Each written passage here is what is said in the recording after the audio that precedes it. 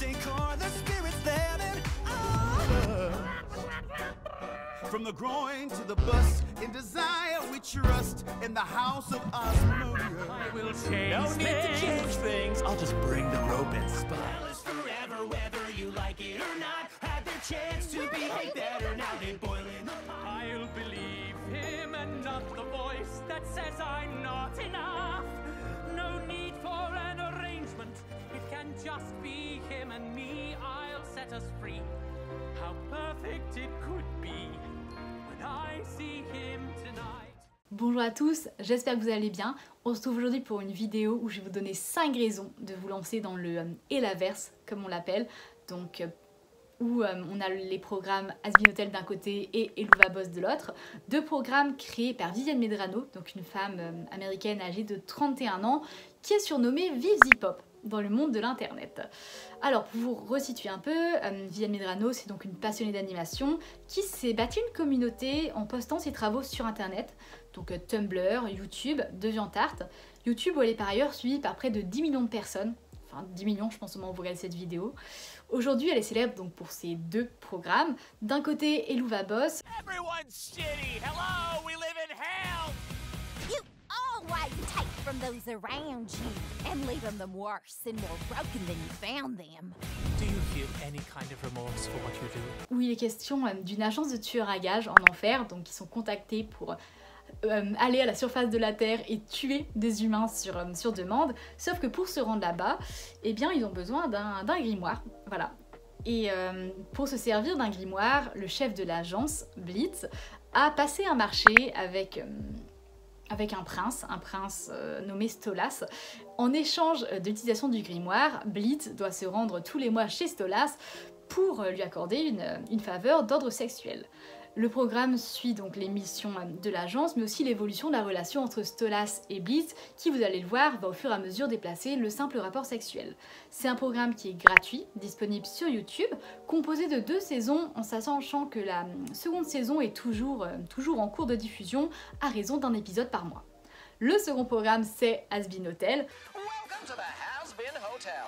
Your last desperate attempt at salvation starts here. So, what do you think? I'm sorry, what the fuck was that? Yeah, OneNote. Alors tous les ans, le paradis descend en enfer afin d'exterminer les pêcheurs en raison d'un problème de surpopulation. Pour éviter ce massacre, Charlie Morningstar, donc la fille de Lucifer, princesse des enfers, décide de créer un hôtel, d'ouvrir un hôtel, le Has-Been Hotel, où les âmes se rendent et apprennent à devenir meilleurs en fait dans l'objectif d'obtenir la rédemption et donc de monter au paradis. Ce qui fait que si les âmes de pécheurs montent au paradis, ça fait moins de monde en enfer et donc plus aucune raison de venir exterminer ces âmes tous les ans. C'est un programme qui est sorti à l'hiver 2024 sur Amazon Prime pour le coup, donc il faut payer un abonnement pour le découvrir, même si le premier épisode est disponible gratuitement sur YouTube, sur la chaîne de Vizi. Un programme qui est produit par l'A24, donc studio de production indépendant qu'on connaît bien, qui distribue ou a distribué entre autres les films d'Ari Aster, de Sean Baker, de Yorgos Lanthimos, de Robert Eggers, autrement dit de grands noms du cinéma indépendant. En sachant que pour ce programme, la seconde saison a été annoncée et est dans les cartons. Ce sont deux programmes qui certes ont des intrigues différentes mais ont quand même de nombreux points communs et je tiens à vous les présenter dans cette vidéo parce que vous allez le voir, ces points communs quand même c'est ce qui peut motiver également le visionnage et ça détonne tellement en fait dans le paysage de l'animation contemporaine que on est dans le haut du panier pour le coup et je vous invite chaudement à découvrir ces deux programmes. C'est pas en plus comme si vous n'avez pas le choix entre deux propositions bien différentes.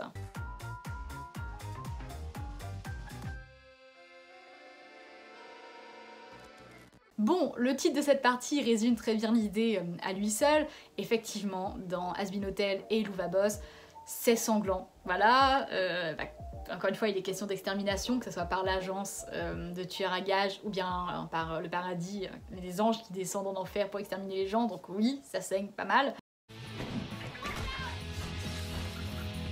Hey, Mills. Hey, Liz. Just one sec. Do you need a gun or anything?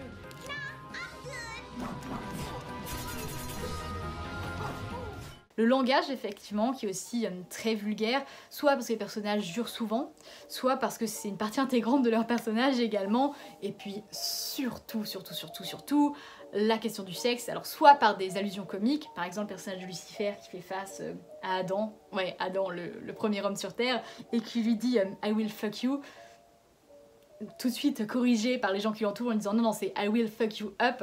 And now I am going to fuck you. Well, this just got interesting. It's fuck you up, Dad. Wait, what did I say? Cette scène où on a Stolas et Blitz qui songent à la nuit, qui s'apprêtent à passer ensemble, donc chacun de leur côté pour l'instant, et tandis que Blitz pense à ce que Stolas va lui faire, il y a du lait qui jaillit d'une brique que Stolas tient dans la main.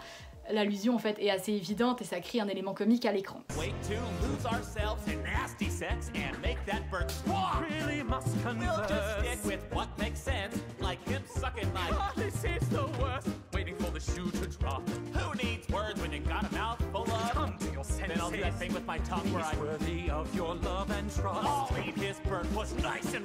Pour autant, le sexe n'est pas seulement un ressort comique, mais aussi un élément narratif à part entière.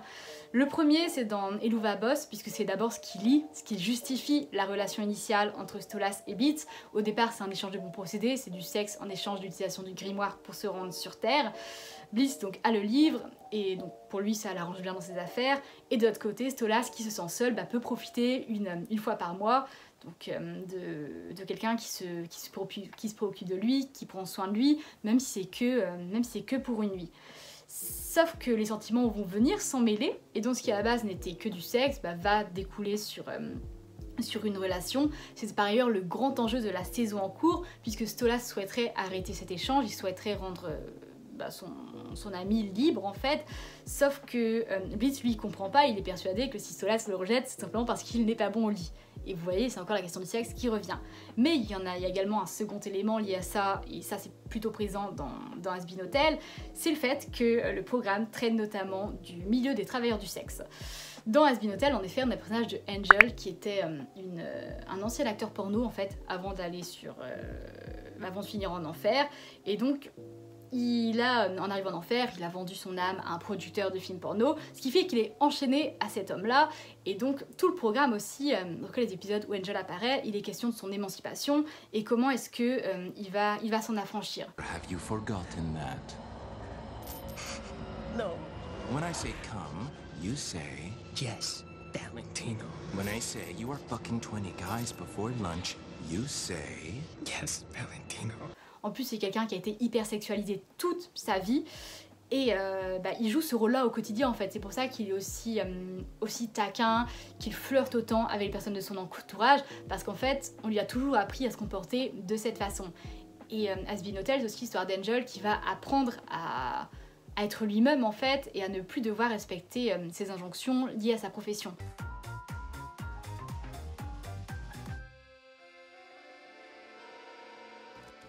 Dans les deux programmes, il faut bien dire que la notion entre le bien et le mal, elle est assez floue. La frontière entre les deux est ténue. Et ça peut sembler amusant, parce qu'en fait, spontanément, il n'y a rien de plus clivant, il n'y a rien de plus manichéen que l'enfer et le paradis. C'est littéralement le bien et le mal. Sauf qu'en fait, alors bien sûr nos personnages sont loin d'être parfaits, hein, ce sont des démons avant tout. S'ils sont en enfer, c'est bien entendu pour une raison. Je vous le dis, il y a de la violence, ça jure beaucoup, ils tuent. Mais ceux qui se révèlent être les vrais méchants au fil du programme, ce sont les anges. Parce que sous prétexte de protéger les leurs au paradis ou sur terre, eh bien ça leur donnerait tous les droits, notamment celui de venir exterminer les autres.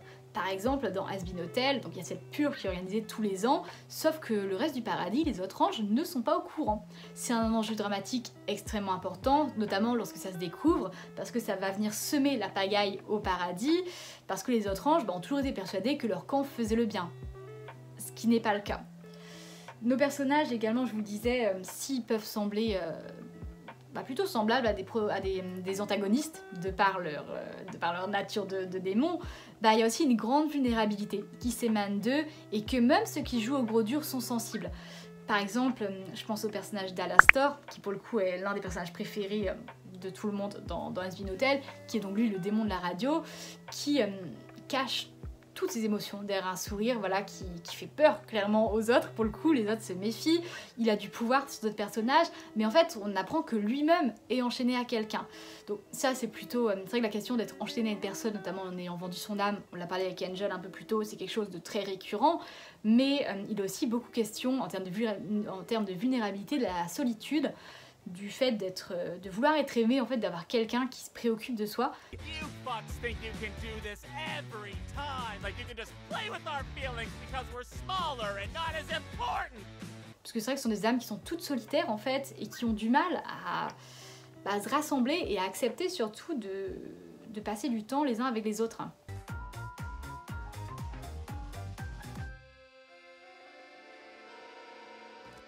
Chaque épisode est marqué par un ou plusieurs numéros musicaux. Dans Has Been Hotel, il y en a 2 à chaque épisode. Et on a notamment de grands noms de Broadway qui sont présents. Alors pour vous donner quelques idées, on a Jeremy Jordan qui interprète Lucifer. Jeremy Jordan qu'on connaît parce qu'il a joué dans Newsies, qu'on connaît parce qu'il a aussi joué, là il joue dans Gatsby tout récemment. On le connaît aussi parce qu'il a fait les démos du musical Death Note. On a Stéphanie Béatrice qui a notamment doublé, donc qui joue Vaggie dans Has Been Hotel et qui a notamment doublé Mirabel Madrigal chez Disney. Donc Disney, en l'occurrence le film Encanto. On l'a aussi vu dans le film In the Heights, donc adapté de la comédie musicale de Lin-Manuel Miranda. Et dans In the Heights, on avait également Daphne Rubin Vega, qui est présente dans Has Been Hotel aussi. Donc vous voyez, ces noms vont venir se croiser. On a Alex Brightman, qui est vraiment reconnaissable avec sa voix rauque, qui joue Adam, donc le premier homme sur Terre, mais également notre personnage Fitzaroli, pour vous le dire très brièvement, parce que ça, il y a beaucoup de personnages à retenir et clairement vous les aurez pas tous sans connaître le programme. Donc reconnaissable avec sa voix rauque et qu'on a notamment vu dans Beetlejuice, donc la comédie musicale à nouveau. Les numéros musicaux eux-mêmes sont inspirés de grands titres de Broadway, et là je songe au numéro d'ouverture d'Has Been Hotel, A Happy Day in Hell. There's a warm, fuzzy feeling that walks through the air. Every street so revealing, it's hard not to stare. It's a realm so appealing, it beats anywhere. If you don't mind the smell. Qui pour le coup est clairement inspiré de Belle dans la Belle et la Bête, justement, ce numéro où Belle déambule dans le village et présente toutes les caractéristiques du lieu. Là, c'est Charlie qui le fait, mais en présentant les caractéristiques plutôt macabres de l'enfer. Depuis qu'on est arrivé, les gens me sont étrangers. Dans les rues qui pleurent d'ennui. Oh, bonjour, Bonjour monsieur. On a également une chanson qui est inspirée d'Hamilton en l'l'occurrence, c'est la chanson Whatever It Takes, donc à nouveau dans Has Been Hotel pour le coup, où 2 personnages donc mis en parallèle l'un de l'autre, donc au départ introduits séparément mais leurs voix vont venir se croiser, qui chantent justement leur désir de protéger leurs proches.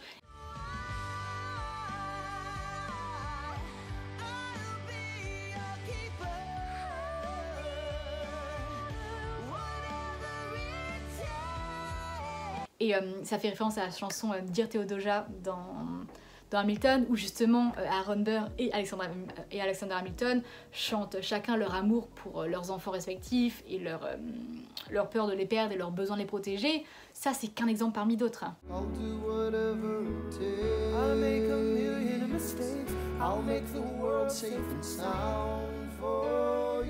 On a également la chanson Ready for This, donc toujours dans Has Been Hotel, parce que pour le coup c'est vraiment le programme qui, en termes de numéros musicaux, se démarque le plus des deux. Et Ready for This, c'est une chanson donc, pour se préparer avant la bataille.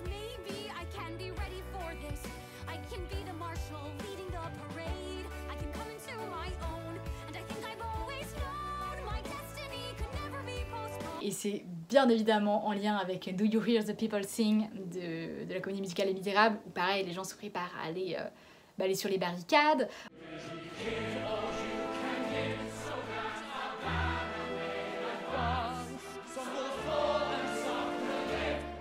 On a aussi State Gun, qui pour le coup est une battle vocale entre 2 personnages, toujours dans Has Been Hotel.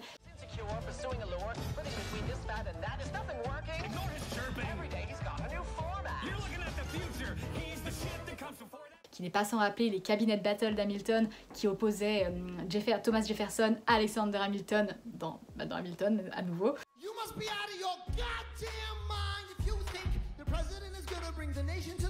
Donc oui, si vous êtes friand de Broadway, non seulement vous allez retrouver des noms que vous connaissez, mais en plus de ça, vous allez aussi retrouver pas mal d'inspiration de ces spectacles.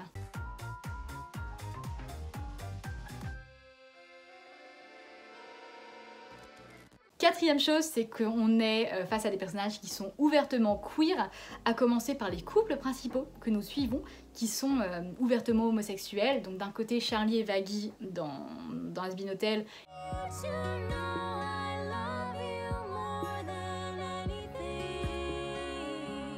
Et de l'autre, Stolas et Blitz dans Iluva Boss. What? Why, hello, my big-dicked Blitzy. What the fuck? Dad! Language, everyone. I have a special request. Oh, look, I just had a chemical peel, so you'll have to find someone else's face to plant that feathered ass. Moi, mon petit bonheur, c'est de voir à quel point c'est banalisé en fait, parce que encore aujourd'hui, je pense notamment au programme Netflix, quand les couples sont gays, l'intrigue pointe forcément à un moment donné ce fait-là, le fait que deux personnes du même sexe soient en couple ensemble, et les personnes doivent, il y a une sous-intrigue, alors soit assez courte, parfois un peu plus longue, où les personnages doivent assumer. Ici c'est juste normal en fait, comme ça devrait l'être, et je trouve ça super, et ça va au-delà, de façon générale, dans la représentation de la communauté LGBT, notamment un personnage transsexuel, qui est la sœur de Millie dans Iluva Boss, donc ça a été confirmé officiellement par Viviane Medrano, mais il y a aussi des threads entiers sur Twitter et sur Reddit notamment, où les gens échangent sur la sexualité des personnages. Par exemple, plusieurs sont dépeints comme pansexuels, comme Blitz, donc qui lui est attiré par la personne, peu importe son genre, ou bien encore Alastor, qui lui serait aromantique, du fait qu'il éprouve peu ou pas l'attirance envers les autres. Peu ou pas d'attirance romantique.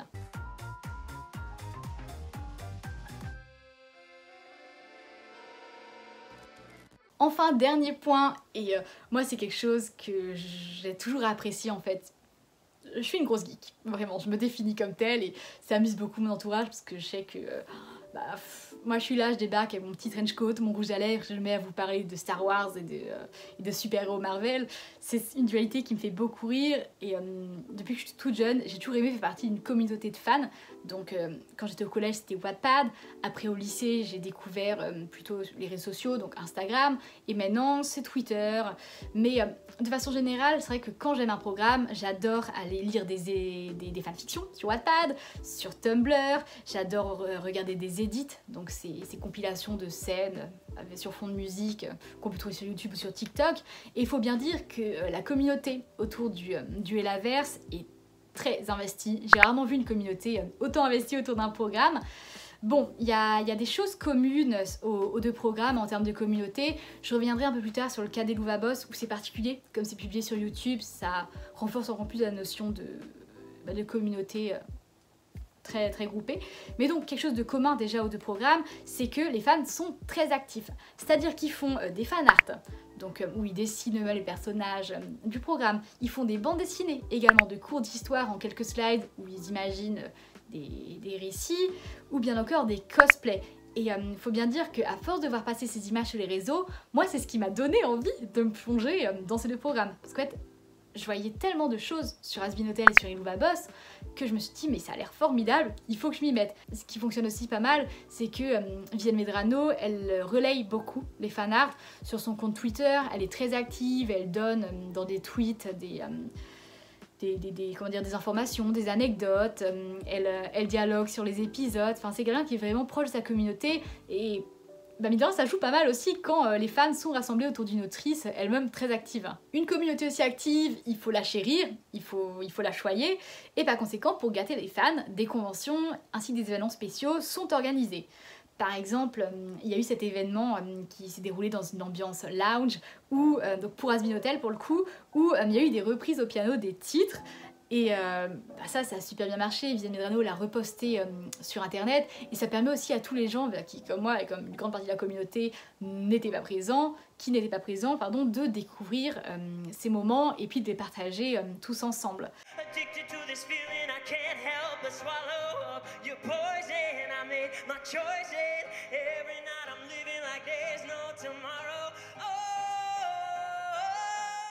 Il Il y a aussi une convention en avril où il y a notamment une présentation d'un extrait inédit d'Helluva Boss, donc un épisode qui est sorti au mois de mai, mais à l'époque on était au mois d'avril, donc c'était assez exceptionnel pour les fans sur place. Et c'est assez malin parce qu'en fait ils ont d'abord diffusé donc l'extrait de la chanson, et puis au bout de 30 secondes on va dire ils ont projeté l'image sur un écran, et là mais c'est la folie dans la salle. Je vous mets un extrait. Moi je sais qu'en attendant l'épisode j'avais beaucoup écouté justement cette chanson qui était très très addictive, et mais on se marrait en commentaire parce qu'on disait mais oh là là on n'entend rien quoi, et en même temps je sais que certains s'offusquaient, mais moi je trouve ça plaisant aussi de voir des fans aussi enthousiastes pour un programme. When I see him, I know that it won't feel so tough. I'll believe him and not the voice.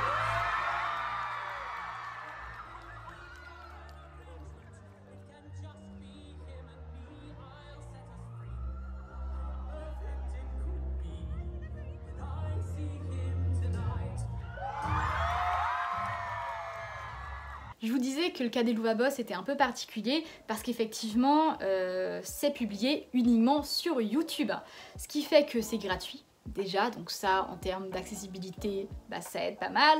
Il y a des gens également qui reprennent les épisodes et qui les traduisent en français, alors désolée mais des fois c'est bourré de fautes, mais voilà, même si vous n'êtes pas anglophone vous pouvez quand même avoir accès à ces épisodes, et rien que pour ça merci à ces gens. Mais il y a aussi le fait que donc les épisodes sortent tous les mois, enfin là en tout cas ça va sortir de mai jusqu'à décembre, donc un épisode tous les mois, en sachant que on ne connaît pas la date en fait à l'avance, et que souvent ça sort un peu par surprise, ou bien Viviane Medrano annonce quelques jours avant qu'un épisode va sortir. Ce qui fait que ça sort le samedi en général, et donc tous les samedis les gens théorisent, spéculent sur la potentielle date de sortie, en sachant que évidemment on s'attend tous à ce que l'épisode sorte le jour de pleine lune, puisque c'est le fameux jour symbolique où Stolas et Beats se retrouvent. Le fait de publier sur YouTube, ça fait aussi qu'il y a un élément considérable à prendre en compte, l'espace commentaire. Et mine de rien, alors il y a ceux qui commentent un passage précis de l'épisode, c'est assez rigolo parce que ça donne vraiment le sentiment de participer à une expérience commune de visionnage. On a beau être chacun chez nous, bah, on réagit tous ensemble aux mêmes scènes, on s'offusque pour tel élément, on s'émeut pour un autre, on rit, enfin voilà, et puis on partage en fait des émotions, qu'elles soient positives ou bien un peu plus négatives quand c'est des scènes tristes, mais c'est une expérience commune. Et il y a aussi ceux qui analysent, et ça c'est super intéressant, qui ont repéré un élément particulier, ou bien qui souhaitent justifier l'action d'un personnage, qui souhaitent montrer comment tel geste traduit la pensée d'un autre personnage. Tout ça c'est un vrai travail mené par eux, qui est un bon complément, mine de rien, au revisionnage, même si c'est pas officiel, d'autant que d'autres personnes souvent viennent ajouter leur grain de sel, et viennent compléter ça avec leur propre vision. C'en est tout pour cette vidéo. J'espère qu'elle vous a plu, j'espère avoir pu titiller votre curiosité par rapport à ces deux programmes qui sont quand même très atypiques. Je vous le disais, j'ai jamais vu ça, que ça soit en termes de propositions artistiques, mais aussi en termes de communauté. Ce sont vraiment deux cas à part qui ont fait énormément de bruit. Alors moins en France, c'est beaucoup du côté anglophone. Ça m'étonne pas non plus, parce que là-bas il y a une vraie culture de la comédie musicale et de l'animation de façon générale, donc c'est pas surprenant que ça fonctionne aussi bien aux États-Unis et qu'on en parle peut-être un peu moins en France. Mais voilà, j'essaie d'ajouter ma pierre à l'édifice et peut-être d'agrandir à ma façon la communauté du Helaverse. Sur ce, je vous dis à la prochaine.